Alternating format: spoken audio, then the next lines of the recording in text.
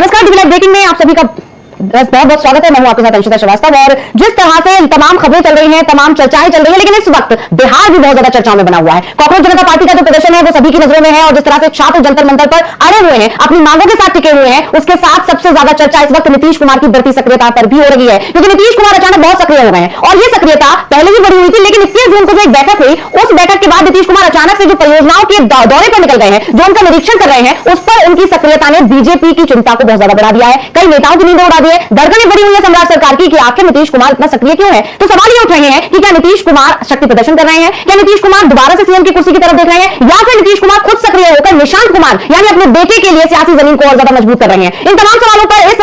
हम यहाँ बात करेंगे और हमारे साथ मौजूद हैं हमारे बहुत बहुत स्वागत करती हूँ आपका अखिल स्वामी जी, प्रोफेसर हैं आप। और यहाँ पर इस समय बहुत ज्यादा बड़ी चर्चा है वो इस बात की है कि नीतीश कुमार की सक्रियता की वजह क्या है, क्योंकि आप जानते हैं इस वक्त भरत तिवारी एनकाउंटर का मामला छाया हुआ है। सम्राट सरकार उसमें बुरी तरह गिरी हुई है। सम्राट सरकार की तरफ से दावे बहुत किए जा रहे हैं, लेकिन अभी भी सरकार के ऊपर सवाल है कि जब सारी चीजें साफ है, शीशे की तरह साफ है कि वहां पर भरत तिवारी तरह से सरेंडर कर रहा था, उसके बाद भी उसका एनकाउंटर कर दिया गया, तो आखिर क्यों एनकाउंटर किया गया, ये सवाल इधर सम्राट सरकार की परेशानी बढ़ाई रहा है। वहीं दूसरी तरफ नीतीश कुमार जो अचानक से लगातार दौरे कर रहे हैं और लगातार जिस तरह की उनकी सक्रियता है, जिस तरह से पिछले दिनों में पहले डिप्टी सीएम से मिलने पहुंचे विजय चौधरी से, उसके बाद अपने और तमाम नेताओं से मिले, भवन निर्माण की जो मंत्री हैं लेशी सिंह, उनसे मुलाकात की, और भी तमाम अपने नेताओं से जो पार्टी के करीबी हैं, जेडीयू के जो करीबी हैं, उनसे मुलाकातें वो कर रहे हैं। और इसके बाद 21 जून को राष्ट्रीय कार्यकारिणी की बैठक हुई और उस बैठक के बाद सक्रियता में तेजी आई है। तो क्या वजह है एक्शन मोड में जो नीतीश कुमार आ रखे हैं? देखिए अंशिता, मेरे ख्याल से जो कारण है वो ये है, आज के तारीख में भारतीय जनता पार्टी हर स्टेट में गिरी हुई है, सेंटर में गिरी हुई है और हर तरफ इनकी नाकामयाबी और इनका निकम्मापन जो है जाहिर हो रहा है जी। आप ये देखिए, दिल्ली के अंदर तो आप देख ही रही हैं कांग्रेस जनता पार्टी का, आप देख रही हैं पेपर लीक होने के मामले में धर्मेंद्र प्रधान इस्तीफा देने के बजाय अब ये कह रहे हैं कि ये लोग अवसरवादी लोग हैं और ये एक प्रकार से उन्होंने अपोजिशन वालों को आतंकवादी कह दिया। भाई आतंकवादी तो तुम हो, तुमने पेपर लीक कराया, 90 पेपर तुमने लीक करा दिया, उसके बाद अपोजिशन की बात कर रहे हो। आज मैं शंकराचार्य जी को सुन रहा था, अभी मुक्तेश्वर आनंद जी को, अभी मुक्तेश्वर आनंद जी हाथरस में है, उन्होंने कहा कि जो भी आदमी,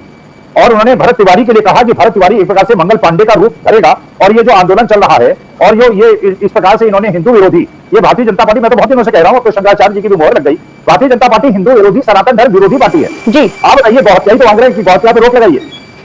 स्वामी जी, अभी मुक्तेश्वरानंद जी महाराज केवल यही तो कह रहे हैं गौहत्या पे रोक लगाइए। आप गौहत्या पे रोक क्यों नहीं लगाते हैं? उन्हें गौ माता मानने के लिए आप इनकार करते हैं और उसके बाद अपने को सनातनी कहते हैं। फिर आप राम मंदिर में चोरी डकैती कराते हैं, फिर अपने ही मेंबर जो उसके ट्रस्ट के मेंबर हैं उन्हीं से जांच करा देते हैं और उसके बाद हेरफेर कर देते हैं। संपत राय के बारे में किसको नहीं पता था, अब तो ये पता चल रहा है सिंधी समाज के लोगों ने 200 किलो चांदी दी थी, अभी तक संपत राय रसीद नहीं दे रहे हैं और संपत राय को फोन मिला रहे हैं, संपत राय फोन पे बात नहीं कर रहे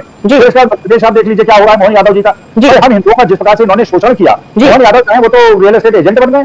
और इनसाइडर इन्फॉर्मेशन देके जहां उन्हें पहले लैंड खरीदते हैं, फिर वहां रोड बनवाते हैं, डेवलपमेंट कराते हैं और बारे नारे कर लेते हैं। फिर एकनाथ शिंदे ने जब ये उद्धव ठाकरे की पार्टी में विभाजन कराया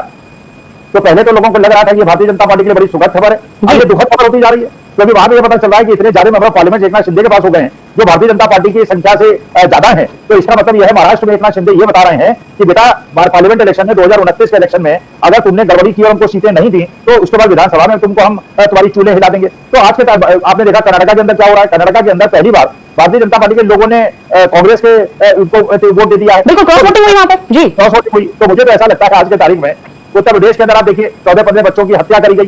करी गई। वो जो वहां शुक्ला बंधु हैं जिनका वो सेंटर था 3 मंजिला कमर्शियल एक्टिविटी चल रही थी रेजिडेंशियल एरिया में जी, एक सकरा सा रास्ता था जो दिल्ली के अंदर भी आपने देखा, जहां डबल इंजन की सरकार, सकरा सा रास्ता है, होटल है, वहां पे लोग मर जाते हैं बेचारे, विदेशी जो है उसमें फंस जाते हैं, वहां बच्चों की हत्या हो जाती है, राम जन्मभूमि में चोरी हो जाती है, फिर उसका पता चलता है सोमनाथ मंदिर के अंदर भी ऐसा ही हुआ है, फिर उसका पता चला केदारनाथ के अंदर भी ऐसा ही हुआ है। तो भैया हम तो समझते थे कि गजनबी ने हमारे सोमनाथ मंदिर को लूटा था, अरे कहीं ऐसा तो नहीं है, आरएसएस तो बनी है 100 साल पहले, उस समय भी आरएसएस टाइप कोई ऑर्गेनाइजेशन थी जिसने खुद चोरी डकैती डाली और गजनबी का नाम थोप दिया। तो देखिए इस समय हिंदू धर्म जो है बहुत ज्यादा